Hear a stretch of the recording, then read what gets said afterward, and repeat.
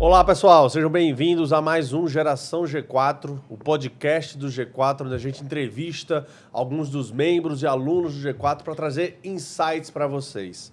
E não repare não, nosso estúdio não mudou. Na verdade, isso aqui, nós estamos numa edição especial desse Geração G4, está sendo gravado durante o On The Road, que é uma iniciativa do G4 Clube, diretamente aqui de Goiânia, que a gente está visitando alguns dos membros, algumas das operações, das empresas dos nossos membros aqui de Goiânia e da região, e a gente veio visitar um decorado, né, um apartamento decorado, já vou explicar um pouquinho melhor sobre isso aqui, que é da construtora Palme, do nosso aluno, Danilo Palme, que eu estou aqui com o Danilo, que é o nosso convidado dessa edição. Danilo, muito obrigado aí por nos receber, né, na sua empresa, né, quase que nos receber em casa, né, estou me sentindo em casa aqui nesse estúdio que nós arrumamos aqui para gravar essa edição.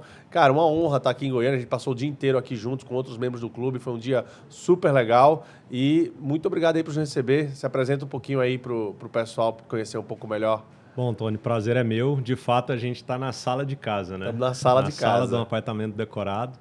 E para a gente é um privilégio ter vocês aqui, o time do G4 em peso, os membros. E é isso, cara. A Palme, a gente nessa revolução urbana e humana que a gente tem, de sempre receber bem as pessoas. Então eu que fico agradecido de ter a turma do G4 com a gente aqui. Pô, muito legal, cara. Realmente recebeu a gente de uma maneira muito humana, né? E nos apresentou tanto a estrutura aqui da empresa, como também foi nos levar em um dos empreendimentos, né? Que é o Sky Garden, né? Flamboyant. Isso. E, cara, incrível o que estão fazendo. É um empreendimento com 54 pavimentos tipo. 54 pavimentos. Estávamos lá 170 metros de altura, uma visão 360 da cidade inteira, né? Algo realmente, uma experiência fantástica. Parabéns aí pelo que vocês estão fazendo, cara. Valeu, cara. Obrigado. O Sky é um empreendimento, assim, extremamente inovador, né? Eu brinco que eu não sei onde eu estava com a cabeça no dia que eu fui fazer o Sky Nas nuvens! Garden. Mas graças a Deus, Papai do Céu tá abençoando a gente, tá dando tudo certo, o empreendimento vai ser entregue agora. Que legal. E é isso que você falou, 170 metros, fantástico. 360 de vista. Fantástico. Mas vamos voltar um pouquinho aqui. Danilo, conta para o pessoal, todo mundo que já acompanha aqui o Geração G4 já sabe, né, que o nosso foco aqui não é ficar contando história, não é perder, né, muito tempo assim contando um pouco, mas é sempre importante, é sempre bom para dar um contexto para que as pessoas entendam um pouco quem que é o Danilo e o que é a Palme, né, e como que vocês chegaram até aqui. Então conta para a gente um pouquinho esse contexto histórico da Palme, foi fundada lá em 2007, 2009. Né? 2009, né? Já era uma construtora, né, depois virou incorporadora. Conta um pouco essa trajetória aqui pra gente. Vamos lá. Bom, eu estou no mercado desde 2007, então a empresa de fato foi fundada em 2009, a gente começou só enquanto construtora. Ali por volta de meados de 2012 a gente acabou virando também incorporadora e basicamente a gente começou no Minha Casa Minha Vida, a gente enxergou uma oportunidade, né, no segmento econômico. Uhum. E eu brinco que de 2 em 2 casas a gente acabou fazendo um prédio de 170 metros de altura. Então é uma empresa familiar, primeira geração, eu sou fundador junto com o meu irmão, então basicamente eu estou à frente de toda a operação de incorporação e o Fernando à frente de toda a incorporação de construção. Uma empresa aí de 14 anos e a gente atua basicamente em Goiânia e região metropolitana. Legal. E de 2009 para cá, o que é que evoluiu em termos de negócio, do tamanho da empresa? Quantas pessoas vocês têm hoje na Cara, empresa? Eu costumo dizer que a Palme teve 2 game changes aí no meio do caminho, né? O primeiro deles, eu acho que foi lá em 2017, com a mudança de governo. Totalmente apartidário aqui, mas saiu o governo do PT, entrou o governo Bolsonaro. Uhum. E naquela época a gente acabou enxergando que o Minha Casa Minha Vida era uma política pública. Sim. A gente dependia de recurso federal, então ali foi o primeiro game change nosso, onde a gente acabou enxergando oportunidade no mercado de médio alto. Então onde a gente estava posicionado com 100% de share num segmento econômico, a gente virou a chave e passou a ficar ali com 10% no segmento econômico e 90% no segmento de médio alto padrão. Entendi. Então esse foi o primeiro game change nosso lá em 2017 e agora em 2021 a gente teve uma outra também virada de chave aí, que foi uma parceria que a gente fez com a Hypar. A Hypar é uma boutique de investimentos, onde eu brinco no linguajar goiano, a gente casou a fome com a vontade de comer, né? A gente entrou ali, a Palme entrou com a expertise de construção e incorporação e a Hypar com a expertise de crédito, de funding, né, de recursos financeiros para o setor. Então, de 2017 para cá, a gente está posicionado no segmento médio alto padrão, mais para o médio do que para o médio alto. Entendi. E foi exatamente em 2017 que vocês lançaram esse empreendimento que a gente visitou, que é o Sky Garden. Isso. O Sky Garden Flamboyant foi lançado, na verdade, em março de 2018. Tá, ok. Ele foi concebido em 2017, lançado em março de 2018. A entrega da obra acontece agora, início de 23. Tá. Pandemia ali, a gente teve um percalço no meio do caminho. Claro. Mas é um empreendimento icônico para a gente e para a cidade de Goiânia. É um dos maiores da cidade. Em termos de número de pavimentos é o maior, em termos de altura, salvo engano, é o segundo ou terceiro. Então existem outros grandes produtos aqui em Goiânia, mas na região que ele está, por a região do Jardim Goiás ser uma região elevada, ele está, teoricamente, a altura dele é capaz de ser mais alto do que os outros dois. É um empreendimento que foi premiado na China, enfim, tem uma série de questões aí técnicas que fizeram muito sentido para a gente na época. E antes disso, vocês construíam praticamente exclusivamente para o Minha Casa Minha Vida. Isso, Tinha alguns loteamentos? Desde a fundação da empresa em 2009 até 2017, a gente estava 100% posicionado Minha Casa Minha Vida e loteamento, mas também no segmento econômico. Então a gente vira a chave de fato em 2017. Eu estou no setor desde 2007. Como executivo? Fui executivo de uma multinacional do setor e 100% na Palme, na cadeira que eu estou hoje, de 2014 até agora. Entendi. Então, tem uma trajetóriazinha já longa aí no meio do caminho. Bem longa, bem legal. E me diz uma coisa, e aí nessa mudança, né, você como empreendedor, né, é uma empresa familiar, né, o seu irmão é seu sócio, foi seu sócio desde o começo? Foi meu sócio desde o início. Desde o início. Legal, o Fernando, por ser engenheiro de formação, a gente começou Vocês como dois construtor. são engenheiros, né? Eu sou arquiteto. Tá. Apesar de não exercer, a arquitetura me deu uma base boa. Né? Eu fui mais para o lado da gestão, fiz uma pós em ADM, enfim. E o Fernando para a parte da engenharia em si. Então, como a gente começou como construtor, acabou que no final do dia a gente fazia mais obra do que incorporava. E aí a gente foi aperfeiçoando e decidimos virar a chave e fazer também a parte de incorporação. Então, de 2009 a 2014, a gente era 100% posicionado Minha Casa Minha Vida e segmento econômico. Entendi. E me conta então, aí nessa virada, né, em 2017, né, que vocês realmente lançaram, pode-se dizer assim, o grande empreendimento, né, até o momento, de vocês, o que é que você percebeu como gestor, né, que houve de mudança pro seu negócio, né, que você precisou, de repente, se aprimorar mais ou trazer algum tipo de melhoria para a forma como você gerenciava o seu negócio anteriormente, né? O que é que você sentiu de mudança aí? Bom, 2017 o Sky ele trouxe vários aprendizados para a gente desde o início da concepção, porque ele é uma construção que não é uma construção Brasil tradicional. Então, quando a gente fala de 54 pavimentos, a gente tem desafios ao longo do caminho que vão desde a parte de fundação ali, concretagem de uma fundação, até bombeamento de concreto a 170 metros de altura.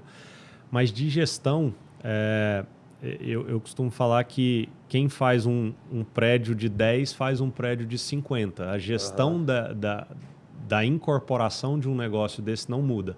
O que muda é a gestão da engenharia de um empreendimento desse. Que aí você precisa ter... Vou dar um exemplo aqui do que impactou muito na nossa gestão, que foi o fato da gente precisar ter 2 canteiros. Canteiro, para o linguajar de quem não conhece, não é do setor, é onde a gente armazena todo o material de construção. Então, normalmente, você tem um canteiro localizado no subsolo. Isso. Nesse caso, a gente teve que ter 2 canteiros de obra, um no subsolo e um no meio da torre. Por quê? Para justificar a logística que a gente tinha que fazer da metade da torre para cima. Então, o canteiro que a gente tinha no meio do prédio fazia a logística do meio para cima e o canteiro que a gente tinha embaixo fazia de baixo até a metade da torre. E a gestão disso foi uma gestão um pouco dolorosa para a gente no início, porque a gente trabalha com um elevador de obra, enfim, teve uma série de desafios. Então, em termos de gestão, eu acho que no canteiro de obra talvez esse tenha sido o maior. E lidar também com as técnicas construtivas não foi nada fácil, porque o Brasil não está preparado para empreendimentos dessa verticalidade, né? Em termos técnicos, vamos dizer assim. Em termos de incorporação e gestão, eu costumo falar que, de novo, foi... Mas em termos da mudança do negócio? Porque antes você trabalhava Minha Casa Minha Vida. Sim. Não tenho muito conhecimento sobre esse assunto, tá? Mas imagino que era uma maneira de comercializar, era uma maneira né, bem diferente, né? O que é que mudou nessa... Bom, o Minha Casa Minha Vida, ele tem... De fato, a comercialização é totalmente diferente. Minha Casa Minha Vida, ele vai para um viés muito mais de varejo. Isso. De você botar o bloco na rua, enfim. E o segmento de alto padrão... E até a questão de financiamento também, né? E a questão de financiamento muda totalmente diferente. Tanto da obra quanto do cliente. São dois tipos de financiamento distintos. Mas, no final do dia, Tony, eu acho que a parte de gestão ela não muda tanto. Por alguns motivos, né? Eu costumo falar que o canteiro de obras horizontal, que é o Minha Casa Minha Vida, casas, né? Isso. Casas, sobrado, ele é muito mais complexo do que um canteiro vertical. É mesmo? Porque o vertical você tá todo ali, numa projeção de 1.500 metros quadrados de terreno. Enquanto no horizontal você tem terreno de 100 mil metros. Então, você fazer essa logística de obra, essa gestão de obra é mais difícil. Entendi. Mas na gestão da incorporação em si não tem tanta diferença. A gestão da comercialização muda, porque o corretor que vende Minha Casa Minha Vida não é o mesmo corretor que vende alto padrão. Sim. Né? A conversa na mesa com o cliente é diferente. Então, e esse foi um insight de gestão que a gente teve também, que foi quando a gente começou a incorporar a cultura do CX, né? Do Customer Experience, para dentro do nosso negócio. Legal. Porque eu costumo dizer que o mercado imobiliário, você viu falando isso hoje aqui, ele é um mercado de tijolo, areia e cimento. Né? E as empresas, normalmente, elas estão preocupadas em entregar produto. Isso. E a partir do momento que a gente mudou o viés da empresa, o core da empresa para o segmento do alto padrão, a gente enxergou que a gente precisava entregar também serviço. Então, a gente passou a acoplar alguns serviços dentro dos imóveis que a gente entrega. Então, isso, em termos de gestão, mudou bastante. A gente pode aprofundar aqui um pouquinho, se você quiser. Não, com certeza. Era exatamente isso que eu queria entender. Né? A mudança do perfil do produto, a mudança do perfil do empreendimento, né? Deve ter trazido alguns tipos de mudanças para dentro do negócio. Por mais que talvez na parte técnica, como você já deixou claro aqui, construíam de 10 e 50 mais ou menos a mesma coisa, mas nessa parte de como você atende o cliente, de como você comercializa, de como você dá assistência, né? Né? O acompanhamento da obra deve ter algum tipo de... Né? O acabamento na hora que vai finalizar... Né? O que a gente fez, assim, a gente implantou algumas tecnologias, ela não é, de novo, não é o fim, ela é só um meio, mas eu gosto de ressaltar essa parte do serviço, né? Da experiência do cliente em si, porque... o mercado imobiliário, não sei se você já teve... Você já deve ter comprado aí uns 10 apartamentos. Não, 10 na planta, é muito. Né? Mas o mercado imobiliário, a pessoa compra um imóvel na planta e fica ali 36, 40 meses e ela tem aquela sensação de só estar pagando boleto. Exatamente. Então, o que a gente tem buscado? Agregar algumas experiências um pouco distintas para o nosso setor. Então, um exemplo que a gente fez na gestão, que foi uma mudança... cultural dentro da empresa, foi a implantação do onboarding, por exemplo. Então, o cliente hoje ele compra um imóvel, antigamente ele saía com um contrato só, uma champanhe e está tudo certo. Hoje em dia a gente faz um onboarding de vídeo, dá boas-vindas, entende um pouco do cliente, mapeia um pouco mais o cliente para a gente ter uma sequência ali de acompanhamento dele durante a fase de obra. Interessante. E isso trouxe para a gente muitos insights em relação a como mostrar para esse cliente a evolução de obra. Então, hoje a gente está estudando uma plataforma onde o cliente consegue acompanhar ali, a gente está desenvolvendo isso, o cliente consegue acompanhar ali a evolução da obra como se fosse um Instagram, como se fosse um feed ali do Instagram onde ele vai acompanhando. Então, essa gestão mudou bastante no relacionamento com o cliente. Isso para mim foi um ponto que, de fato, assim, a gente virou a empresa de cabeça para baixo em termos de gestão. E outro ponto foram dos serviços que a gente passou a entregar. Aham. Né? Essa experiência passou a vir, por exemplo, quando a gente vê esse decorado aqui, a gente entrega o apartamento exatamente desse jeito, se a pessoa quiser. Entendi. Ah, Danilo, não, mas eu não quero um apartamento 100% mobiliado. A gente dividiu em kits, então existe o kit mobília, o kit armário, para entregar serviço para esse cara. Então, lógico que para a gente tem um aumento de margem com esses serviços que a gente embute. Eu brinco que é como se você fosse comprar um carro numa concessionária. E tem os opcionais. E ali você tem um ar-condicionado, uma direção hidráulica. E por que o setor imobiliário não pode ter isso? Né? Então, vamos colocar uma mobília, vamos colocar um armário, uma luminária. E você teve uma boa aceitação desses serviços? Do primeiro empreendimento que a gente entregou agora, cerca de 60% aderiu ao kit armário, ar-condicionado e iluminação.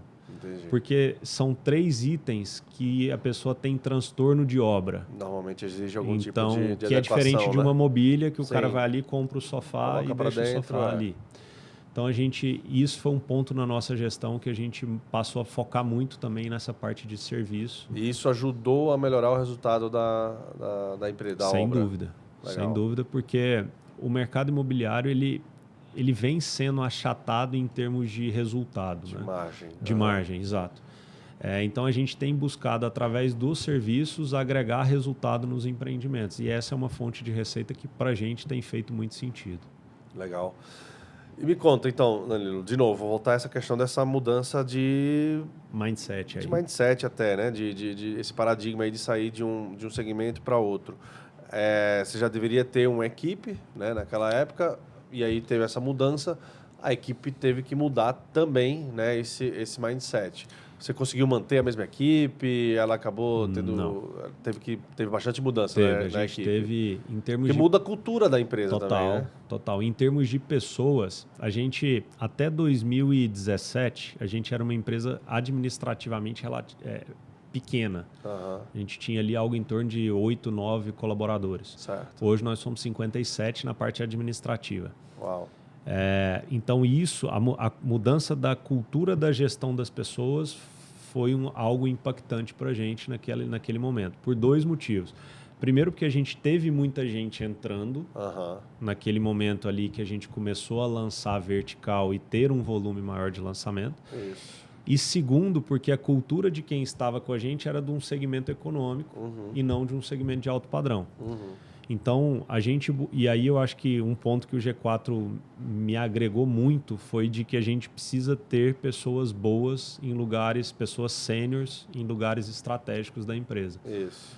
Então, naquele momento, a gente começou a esboçar o lado de pessoas com 5 diretorias, que ela foi consolidada, a última diretoria foi consolidada agora, 5 anos depois. Então, hoje a companhia está dividida numa diretoria de inovação, que embarca marketing, desenvolvimento de produto e CX, numa diretoria de operação, que é financeiro, contábil, a parte de back-office ali, numa de incorporação, que é compra de terreno, desenvolvimento, na de construção e numa de inteligência, que eu chamo de inteligência estratégica, que é onde está comercial e a parte estratégica da empresa. Então, a gente desenhou isso em 2017 e terminou de concluir agora em 2022. Foi a última diretoria, longo, né? Foi um trabalho de 5 anos, porque a gente precisava ter esse escalonamento de lançamento para a gente conseguir fazer sentido a gente ter um back-office ali para suportar todos esses lançamentos. Então, quando que você participou do G4? Eu participei do G4, se não me engano, foi em fevereiro de 2020. Eu acho que foi a última turma antes da pandemia. Antes da pandemia. A turma 26, se não me engano. Acho que foi isso mesmo, por aí. E aí, de lá para cá, o que é que houve aí na Palm? Porque depois você participou de novo da Traction, né? Levou mais levou o mais Fernando, 4 pessoas. Né? Levou mais 3 pessoas, legal, mais 4 pessoas. E mesmo antes disso, você ingressou no G4 Clube, né?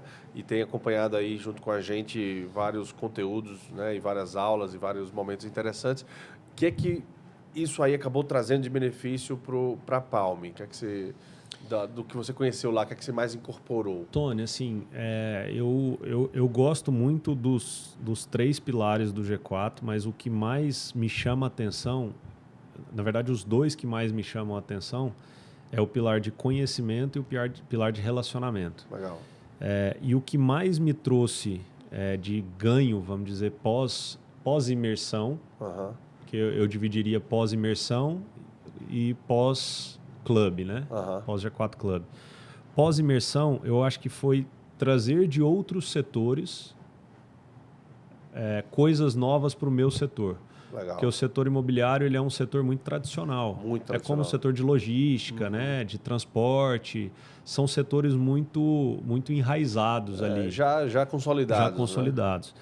Então, e foi exatamente isso que eu fui buscar no Imersão. Eu fui buscar coisas de outros setores que eu poderia trazer para o setor imobiliário que eu não conseguia enxergar só estudando o nosso setor. Então, esse foi o primeiro ponto aí pós-imersão. Foi daí que surgiu, ou talvez aprofundou ainda mais essa questão do CX? O CX foi literalmente pós-imersão. Que legal. Foi literalmente. A gente não tinha área de CX.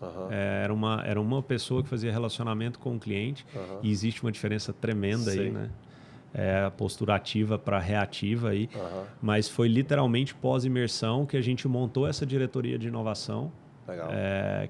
E aí eu acabei enxergando também de 2020 para cá que a gente precisava ter o time de CX e CS, de Customer Success, junto com o time de marketing. Perfeito. Então a gente colocou tudo isso debaixo de uma única diretoria, que é hoje marketing, CS, CX e produto, desenvolvimento de produto. Então estão as 4. Então acho que esse foi o ponto pós-imersão. E o ponto pós-club, eu acho que foi o relacionamento, a troca. Né? Porque se fala assim, o outro pilar do clube é negócios, né? Geração de negócios. Cara, a gente acaba que gera negócio entre membros do clube, mas a troca que existe entre os membros, eu acho que para mim é o ponto mais rico que se tem. Igual hoje a gente estava aqui, o Thiagão já deu um exemplo, falou, Danilo, eu acho que eu tenho uma solução para essa dor sua. O cara está morando em Boston, outro setor, mas outra vivência e de repente ele viu um insight numa dor minha que vai me ajudar. Então eu acho que o clube trouxe muito isso para mim. Sim. Essa troca de experiência e a vivência que a gente tem sentido ali dentro tem feito muita diferença. Que legal, fantástico, cara. E Danilo, então você começou o negócio, né, com um foco, digamos assim, né, no meio do caminho percebeu uma oportunidade ou talvez até possa dizer uma ameaça, né, para o seu modelo que você tinha inicial lá do negócio. Fez a mudança, teve essa dificuldade aí com a questão da equipe, né? Praticamente mudou quase toda a equipe, né? Praticamente toda a equipe. Mas conseguiu né, estar bem posicionado, né, nesse novo mercado, nesse novo momento. E na hora que você foi lançar o Sky, você contou pra gente, quando você estava batendo um papo com a turma hoje, do On The Road, você contou pra gente que teve algumas coisas que foram novas, né? Entre elas, o modelo de financiamento do negócio, que você teve que contar com a presença de investidores externos, né? Como que foi isso? Como que foi essa... foi algo fácil? É algo que... E eu pergunto por quê? Deve ter muita gente nos assistindo aí que ou é também do segmento, né? E deve lidar com situações parecidas, ou até mesmo são de outros segmentos, mas que também tem que lidar com essa captação, né? Com esse funding externo, né? Como que foi isso para você? Tony, assim, o Sky ele é um marco para a gente em termos de marca, né? Sem dúvida, é um ícone que está ficando para a cidade. E é uma obra milionária, né? Cara, é uma obra, em termos de custo de obra, 77, 80 milhões, mais ou menos, tá? De custo de obra. Então, assim, o Sky ele foi desenhado, num primeiro momento, para ser 100% para investidor. E isso, no meio do caminho, a gente teve alguns percalços, porque acaba que em podcast as pessoas só contam as alegrias, né? E coisa é importante boa, a gente contar um pouquinho das dores também. Então, quando a gente lançou o Sky, a gente ficou 1 ano vendendo para investidor e a gente comercializou 30%, 33% só do prédio inteiro. A expectativa era ter comercializado mais. Era ter comercializado 100%. Uau! Em 1 ano. E aí a gente, com Então, os 30... Foi um susto, não? Foi um susto grande. E literalmente um susto de 170 metros de altura, né? E aí, nesse momento, a gente tentando redesenhar o que a gente faria, porque a gente precisaria começar a obra. Então, a gente lançou em março de 18, precisaria começar a obra em abril de 19. Exatamente um ano com 33% de venda. Naquele momento ali, eu chamei o Fernando e falei, vamos começar a obra e no meio do caminho vai dar tudo certo, vamos embora. E eu brinco assim, eu dormi naquele momento, eu lembro que era... Mas foi meio que na cara e na coragem mesmo? Foi nesse momento, sim. Que legal. Eu brinco que eu dormi devendo 59 milhões, que era o que faltava ainda para poder fazer a obra do Sky rodar. Nossa. E aí isso foi em abril de 19, a gente ficou fazendo obra de abril de 19 a fevereiro de 20. E veio pandemia. E naquele momento a gente precisava, o produto estava 50 e poucos % vendido, ainda não estava 100%, mas a gente já tinha conseguido chegar até ali. Tá. Então acho que um insight importante aqui às vezes a gente está preocupado em chegar lá no final, mas a gente tem etapas a serem percorridas no meio do caminho. Então esse foi um marco grande para a gente, porque a gente atingiu ali 20% de obra. E naquele momento eu já consegui um financiamento bancário. Entendi. Que não era o previsto. A previsão era não ter financiamento. Não ter, era 100% com o investidor. Entendi. Só que naquele momento a gente tinha 55% do empreendimento comercializado. Tá. Então eu chamei o Fernando e falei, Fernando, vamos mudar o jogo aqui. Vamos fazer um decorado no térreo. As unidades que sobraram nós não vamos mais vender para investidor e vamos vender a mercado. Já para o público. E assim foi feito. Nos 3 meses que a gente ficou em lockdown, a gente fez o decorado. E quando a gente abriu em um mês, a gente vendeu mais 40%. Uau! Mas porque a gente virou o modelo de negócio no meio do caminho. E aí, com essa venda de 40%... Que sentido você fala? O modelo de negócio de... Porque antes era só para investidor, eu comecei a vender para o cliente final, né? Então, o decorado fez uma baita diferença. Total. Tá. Porque o público final, ele precisa enxergar isso aqui. Ele tem que entrar, ver o tamanho do ambiente, por aí vai. Tem que se sentir lá, né? E aí, naquele momento, eu dei uma respirada. Eu falei, agora... resolvi a segunda parte, vamos para a terceira, porque eu preciso de financiamento bancário agora. Sim. E aí, naquele momento, cara, a gente correu atrás e tal e conseguimos um financiamento. O Inter hoje é um dos nossos maiores parceiros. Legal. Eles acreditaram no produto e, enfim, Sky hoje 98% vendido, então...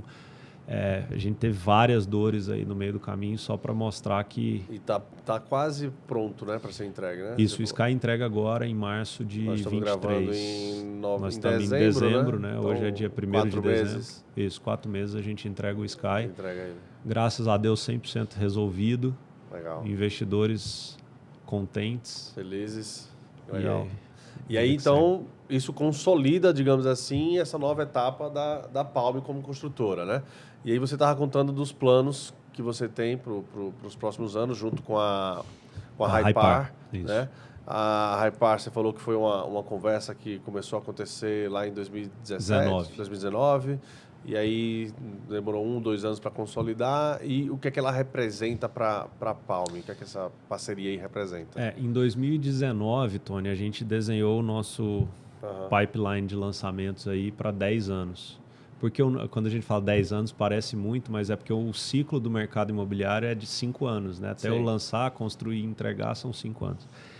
E a gente tinha um pipeline de lançar um empreendimento a cada 2 anos, em 2019. Tá. Em 2021, quando a gente fez essa parceria com a Hypar, a gente passou por um volume de lançamento de 3 empreendimentos por ano. Ô, louco. Então... é um volume que... aumentou muito. Aumentou em 9 vezes, quase 10 vezes, né? Uhum.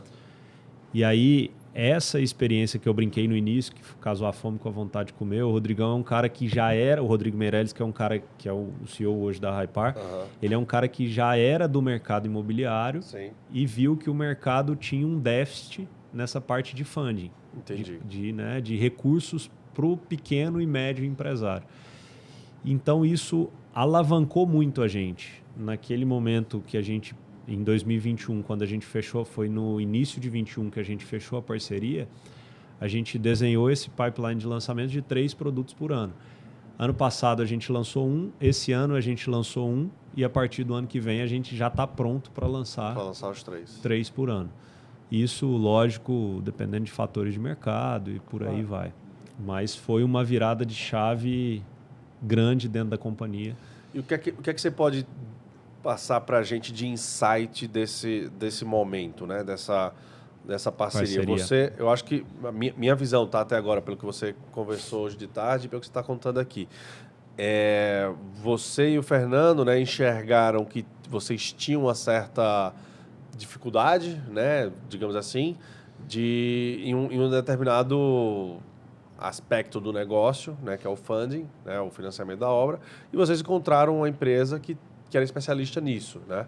Não é todo empresário, não é toda empresa que está disposto a reconhecer, né, as suas dificuldades, né, as suas falhas, digamos assim, né, de certa maneira, e muito menos parar para pensar, putz, se eu não sou tão bom nisso e a outra empresa aqui, que é do meu segmento, é boa exatamente nisso, por que a gente não agregar? Não fazer uma fusão ou uma parceria, alguma coisa nesse sentido, né? E o que é que levou, então, vocês a pensarem dessa maneira? Tony, assim, até citando o Jonathan lá do G4, eu li um livro que ele me indicou, que é o Ego é Seu Inimigo. Não sei se você já leu esse livro ou não. Não, mas já ouvi falar. E parte do livro tem uma frase que compartilha muito do que eu penso para te responder a sua pergunta. Que o ego é seu inimigo, o obstáculo é o caminho. E sempre que a gente tem uma dificuldade, se a gente tem ego, a gente acaba falando, não vou fazer parceria com ninguém, eu vou dar conta, tá tudo certo. E você pode até dar conta, mas às vezes, por que não ceder um pouquinho, abrir um pouquinho? Então, isso é uma cultura que a gente tenta implantar na Palm desde o D1 dela. Né? E foi isso que a gente trouxe lá em 2021. Porque, cara, é um segmento de altíssimo risco. Né? Você vê uma obra vertical do Sky, nós estamos falando de uma obra de 80 milhões. Você pega essa que a gente está do tempo, isso aqui é uma obra de 42 milhões. Então, é um volume financeiro muito alto. E por que não trazer alguém com expertise para dentro do negócio? Exato. Então, cara, sociedade, você tem que ter pessoas de características distintas se completando. Então, exatamente. O Fernando é um cara muito técnico, que está na frente das obras. Eu tenho um cunho muito mais de comercial, de gestão. E o Rodrigão é um cara com esse viés de funding, de crédito. Então, a gente acabou enxergando uma oportunidade de complemento. Fantástico. Então, eu brinco que o ego é de fato seu inimigo. Cara, deixa o ego de lado. Se tem um obstáculo ali, é porque você tem que pular esse obstáculo. E aí, às vezes, você ceder um pouquinho faz parte do jogo também. Fantástico. Esse insight aí foi fenomenal, cara. Realmente é algo que a gente enxerga muito nas histórias, né, de empreendedores, tanto nas histórias de sucesso quanto nas histórias de insucesso, né? O ego, você conhecer a si mesmo, né, conhecer esse ego. Perfeito. E a sua empresa também, né, conhecer o ego da empresa, digamos assim, né, e saber a hora de ceder um pouco, isso pode ser game changer, né? E no caso de vocês foi. Foi total. Né? Foi total. Fantástico. E me conta aqui um pouco mais, Danilo, qual que é qual que você está enxergando o cenário daqui para frente, para a Palm, principalmente com relação a desafios? Nem quero entrar muito na parte política, mas podemos entrar se você quiser. Mas é mais de negócio mesmo, de gestão, de crescimento. Você está falando aí agora, hoje você tem 55 pessoas no time, né? E você está falando, esse já é o time ideal para os próximos anos, para você estar entregando os 3 empreendimentos, vai precisar aumentar? Como que você está enxergando os próximos anos? Eu acho que não tem como a gente pode até dividir em 2 partes aqui. Eu acho que não tem como falar dos próximos anos. A gente vive numa montanha russa no Brasil, sem falar de política e economia. Ainda mais estando tão perto de Brasília aqui, exato. Né? Mas assim, olhando primeiro para o lado de dentro da empresa, né? Para o lado de pessoas que você me questionou, das 57 pessoas que a gente tem hoje. Sim. Cara, até 2025 esse time suporta. Tá? Hoje a gente está, vamos dizer assim, superdimensionado. Tá bom. Mas é uma superdimensão preparada para suportar o que está por vir. Perfeito. Tá? Existe um risco aí, de fato, daqui a pouco se a gente tem um problema, uma recessão econômica, um problema, enfim, que não vai dar para lançar 3 nos próximos 2 anos, a gente tem 6 lançamentos para os próximos 2 anos, a gente vai ter que recuar um pouquinho. Recuando um pouquinho, talvez você tenha que tirar a gente, mas pelo que a gente enxerga, não vai ser necessário. Então, hoje a estrutura está superdimensionada, vamos dizer assim. E normalmente o DGA, a Despesa Geral Administrativa, é o que mata uma incorporadora, porque você precisa ter fluxo de caixa e o negócio de incorporação você recebe 30% durante fase de obra e 70% é o financiamento bancário que o cliente te paga lá no final. Então você precisa ter um caixa, uma cauda longa aqui no meio do caminho. Então esse é um desafio que a gente tem, que é de manter esse time, a parte financeira desse time, mas a gente, graças a Deus, hoje a gente tem uma situação de caixa controlada. E acho que o segundo desafio que a gente tem aqui, aí falando um pouquinho de cenário político e econômico, eu falo que os 3 últimos meses, em termos de venda, foram os 3 piores meses da nossa história. É mesmo? Os 3 últimos. Outubro, novembro, pré-eleição. Pré-eleição. Agosto, setembro e outubro. Agosto, setembro e outubro, tá. Por que isso? Você está falando muito desse empreendimento que a gente está aqui, né? Que é o Tempos, né? Estou falando de modo geral. De modo geral. Mercado imobiliário. Mercado imobiliário, tá. Mercado imobiliário, pelo menos para a gente, Goiânia, foi assim, tá? E pelo que eu tenho conversado com alguns outros incorporadores daqui também.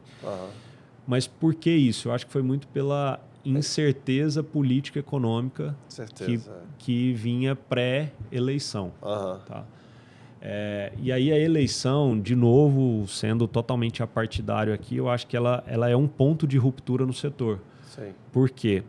A partir do momento que o governo do PT entra, pressupõe-se uma certa insegurança daqui para frente. Sim. Né? Isso não sou eu falando, de novo, apartidário, mas pressupõe-se uma certa insegurança. E normalmente, quando se tem insegurança, o brasileiro é aquele cara medroso por natureza. O investidor brasileiro tem um certo receio. Ele vai para a garantia real. Exato. Ele vai para onde tem lastro. Isso. E é impressionante, cara. Pós segundo turno e vitória do nosso amigo, para não citar nomes, a gente teve uma mudança assim, brusca no volume de vendas. Por quê? Porque as pessoas, minha análise, tá? Não sei se eu estou certo ou não, mas é uma análise minha. As pessoas começaram a ter insegurança em relação ao futuro e falaram assim, cara, eu vou tirar um dinheiro que está aqui no mercado financeiro, por exemplo, e vou levar para o mercado imobiliário, porque ali eu sei que pelo menos eu vou ganhar dinheiro se eu deixar 4 anos lá. Daqui 4 anos eu tenho um imóvel, eu tenho um lastro em garantia real. Então eu enxergo que o governo que vai entrar, ele é um divisor de águas para a gente, porque a insegurança gera para o setor imobiliário a segurança. É verdade. E tem um outro ponto que ele volta com a política pública do Minha Casa Minha Vida, que muito provavelmente vai acontecer, que é característica desse governo que vai entrar. A Palme não está disposta a voltar para esse setor, para esse nicho, né? Não é nem setor, para esse nicho. De novo, a gente aprendeu muito, fizemos a empresa ali, sou extremamente grato ao momento lá de trás, mas a gente está em outro cenário, não faz sentido voltar ao que a gente era antes. Mas eu enxergo um momento assim, para o mercado imobiliário, eu acho que os próximos 6 meses a gente vai ter ainda uma leve turbulência, mas de julho para frente do ano que vem... Eu queria até ouvir esse podcast em julho, daqui 6 meses. Marcar para você ouvir. Vamos marcar um vinho e ouvir o podcast. Mas eu queria até ouvir para ver se, de fato, eu acho que de julho do ano que vem, de 2023 para frente, a gente vai começar a ter uma melhora do setor. Legal, bacana. Danilo, vamos então conhecer um pouquinho mais você como gestor, né? O que é que você diria hoje que é o grande desafio, ou o grande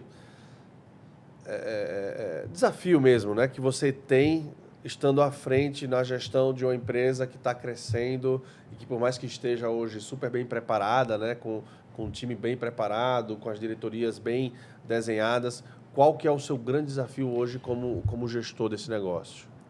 O super preparado fica por sua conta, tá? Porque assim, a gente só olha as alegrias, né? Tem verdade. Muita dor, tem muita tristeza por trás. Mas, cara, brincadeiras à parte, eu acho que o maior desafio pro Danilo, Isso. tá? Pra minha pessoa física, Aham. cara, hoje eu lidero praticamente todas as áreas da empresa, que vai desde marketing, comercial, jurídico, financeiro, Mesmo tendo contabilidade. todas as diretorias já formadas, você ainda está muito envolvido. Ainda tô, porque a empresa é uma empresa muito nova, Sim. né? E, então, assim, a gente tem muita coisa, informação, muito processo, tem muita coisa acontecendo. Aham. Então, assim, eu ainda tô muito no operacional, Tá. né? Lógico que muito mais para o estratégico, mas ainda tô com brincadeiras à parte, com barriga no balcão ali. Uhum. Mas, para mim, o grande desafio é lidar com pessoas. Tá. Por que isso? Porque minha formação é técnica. Eu sou arquiteto de formação. Aham. Então, eu sou muito prático. Cara, eu acho que tem N formas de você pegar essa taça aqui e levar ela para o outro lado da mesa. Mas, cara, será que não é mais fácil eu pegar isso aqui e já botar lá? Aham. E tem gente que não quer pegar a taça aqui e levar para lá. Ela quer pegar a taça e ir lá no Dá uma quarto. volta. Então, eu acho que essa gestão das pessoas, para mim, tem sido o maior desafio. Entendi. Então, hoje a eu sua falo... visão é muito pragmática, muito analítica, né? Eu tenho uma visão muito analítica, Aham. mas quando eu falo gestão de pessoas, porque, cara, hoje em dia a empresa é feita de gente, né? E não adianta, vou pôr tecnologia, cara, não adianta. Tem No um final do limite, dia, igual falaram pra gente hoje de manhã lá, cara, no Isso. final do dia você pode ter o robô que for, quem vai apertar o botão do robô é um humano. Então, Verdade. o grande desafio para mim é a gestão de pessoas, né? De saber conectar pessoas de áreas muito distintas, de formações muito distintas. Você pega, e de novo, gente, nada contra, mas você pega um advogado que tem uma formação muito técnica, você pega um engenheiro que tem formação técnica, de repente você pega um cara de marketing que é totalmente criativo. Cara, como é que Isso. você conecta essas três pontas? Aham.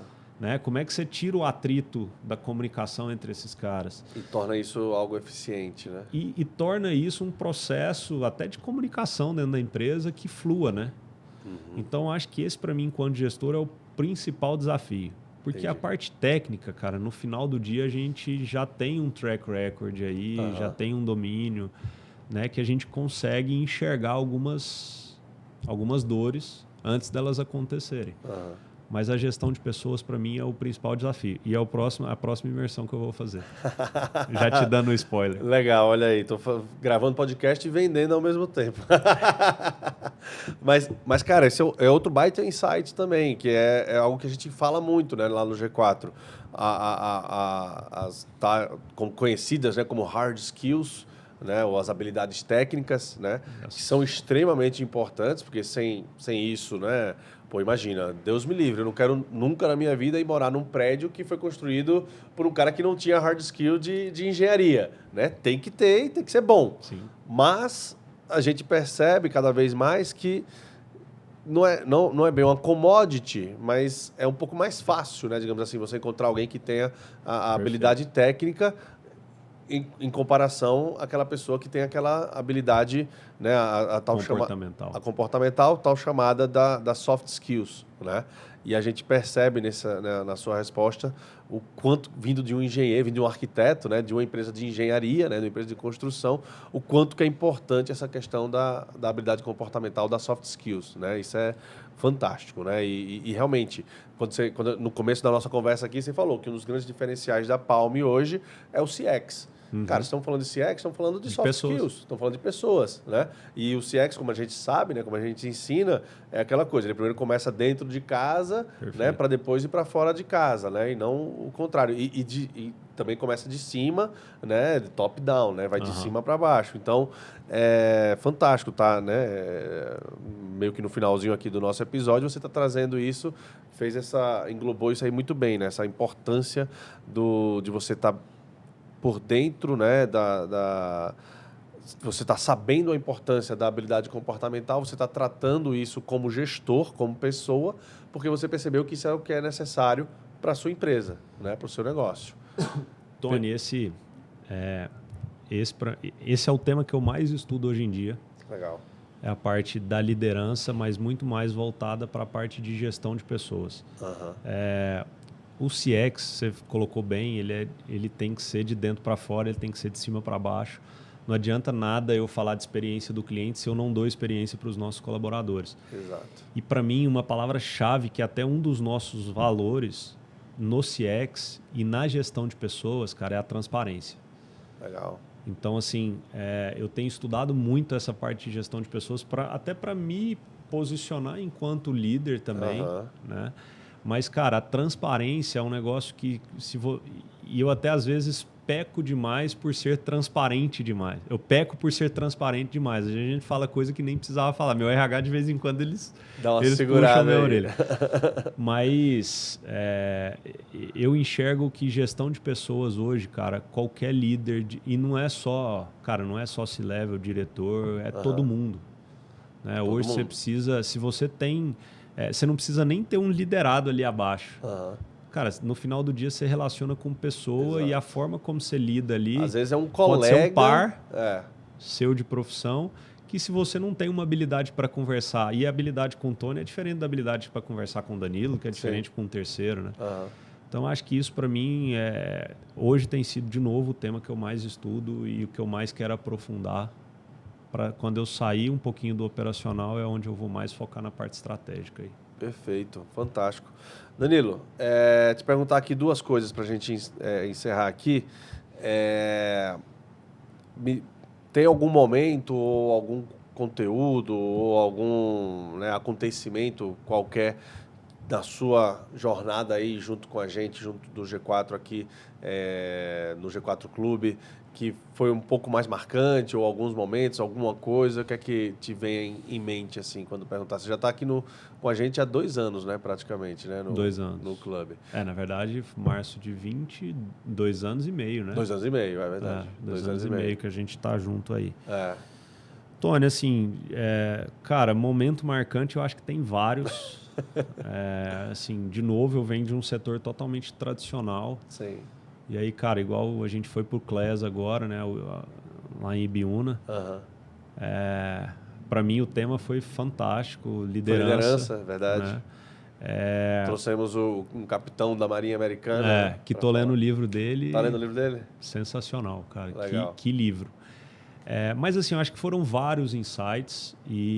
Mas eu acho que, de novo, o ponto mais importante para mim ao longo desses 2 anos e meio que eu tô no G4 é o quanto a troca tem sido rica. E eu sempre fui muito estudioso no sentido de querer aprender coisas novas. Não de tirar nota boa. Na escola eu fui um fracasso. Mas, te entendo. Mas eu sempre fui atrás de entender aquilo que eu precisava entender. E então, assim, cara, mergulhei, estudei os livros, os insights que a gente tem dentro do Class, dentro do clube, sem dúvida, para mim, é o que faz mais diferença. Mas, assim, falar que teve um momento específico, não consigo, assim... Foram vários. Foram vários. Boa. Vou te frustrar na pergunta. Não, sem problema. Mas aí você meio que já até respondeu a segunda que eu ia te perguntar exatamente. Você comentou, né, o livro que o Jonathan te indicou, você comentou agora o livro do David Marquet. Tem algum outro livro, ou conteúdo, ou podcast, ou Instagram, que você gostaria de recomendar aqui para a nossa audiência, que é algo que você acompanha? Cara, eu tenho alguns livros que mudaram um pouquinho meu mindset, minha cabeça, né? Legal. Esse que eu li, O Ego é Seu Inimigo, foi muito voltado aí para comportamento humano. Bacana. Esse de liderança que você comentou do Dave Marquet, eu não terminei ainda, mas tem muitos insights de comunicação, né? De perguntar mais do que dar a resposta para o liderado. Também tem feito muito sentido para mim. Tem um livro do Simon Sinek, que é pode ser jabá, mas é o Comece pelo Porquê aí, que também li durante essa jornada do clube. Legal. E depois daquilo ali, eu consegui identificar o porquê da nossa empresa. Né? O nosso propósito é construir vidas melhores. Bacana. Então, a gente quer entregar uma vida melhor para o nosso colaborador, para o nosso cliente, para o nosso fornecedor. E vocês incorporaram isso? Incorporamos a cultura do Golden Circle. Que legal. Do livro do Simon Sinek. Isso é bem legal. Cara, e talvez por último, assim, para fugir um pouquinho desse tema propósito e pessoas, o Marketing 5.0, que foi um livro que eu li recentemente também, que deu uma virada na minha cabeça, né, do Philip Kotler, que é um livro que eu tive até um pouco de dificuldade de ler, porque é um livro que traz muitos insights para quem é da área, Isso. né? Mas, de novo, minha formação é técnica. Então, se eu pudesse falar, acho que são esses quatro livros aí que eu deixo de dica. Excelentes dicas. E podcasts do G4 aí eu assisto todos, cara, porque sempre tem insights bacanas com membros, sem ser membro, e por aí vai. Que bacana, que legal, Danilo. Cara, obrigado demais aqui por nos receber, né, na sua casa, né? Literalmente. Literalmente, aqui na Palme. Nós estamos um decorado aqui maravilhoso, que é do lançamento mais recente, né, de vocês. Que Isso, é o esse Templos, a gente lançou agora em... Mais recente não, esse a gente lançou em 21. Ah, tá. Esse foi em julho de 21. E o mais recente é o Linea, que a gente lançou em abril de 2022. Abril desse ano, tá. Abril desse ano. Lindo, maravilhoso. Pena que eu não moro aqui, mas quem sabe um dia como investidor, né? Ou se a próxima vez você vier a Goiânia, se quiser dormir aqui, fica tranquilo. Opa, a gente fechado. põe a segurança ali na porta. Vou nem ficar mais em hotel, só vou ficar aqui agora. Mas, cara, muito obrigado por nos receber. Parabéns pela jornada, parabéns pela ousadia, né, de virar a chave, mudar e ir atrás de um nicho, né, no segmento diferente que você estava acostumado. Você já tinha construído uma empresa, né, sólida e mesmo assim enxergou uma oportunidade e resolveu mudar. Cara, isso é uma história incrível. Espero que quem, né, está aí nos assistindo tenha tido bons insights dessa conversa. E, cara, se quiser dar uma palavrinha final aí pro nosso pessoal, fica à vontade. Cara, assim, eu que tenho que agradecer, na verdade. Eu falo que não é jabá, mas o G4 mudou muito minha cabeça, meu pensamento enquanto empresário. Então, desde que eu fiz a primeira vez, eu chamei um primo meu para ir comigo, porque eu falei, cara, o curso é caro mas vamos comigo, porque se for ruim, eu coloquei mais um no bar comigo. Cara, foi sensacional. Isso legal. É verdade. Eu conto essa história, você conheceu ele lá na época. Mas assim, mudou muito, então eu que tenho que agradecer. As portas estão sempre abertas. O que precisar de mim, vocês sabem que eu sou embaixador do G4 aí. Com certeza. Muito legal, cara.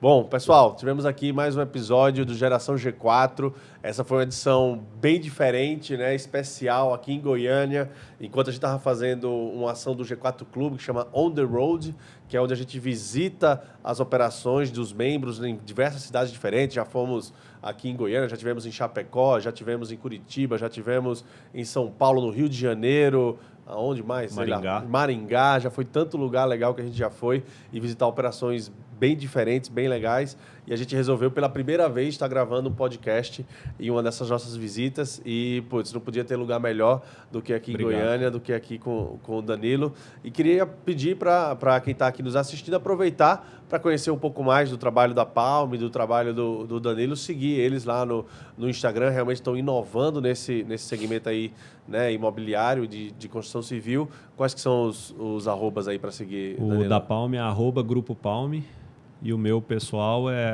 @Danilo Palmerston. Boa, legal. A gente vai colocar aqui na descrição para vocês poderem seguir lá. E, obviamente, não deixem de seguir a gente, @G4 Podcasts.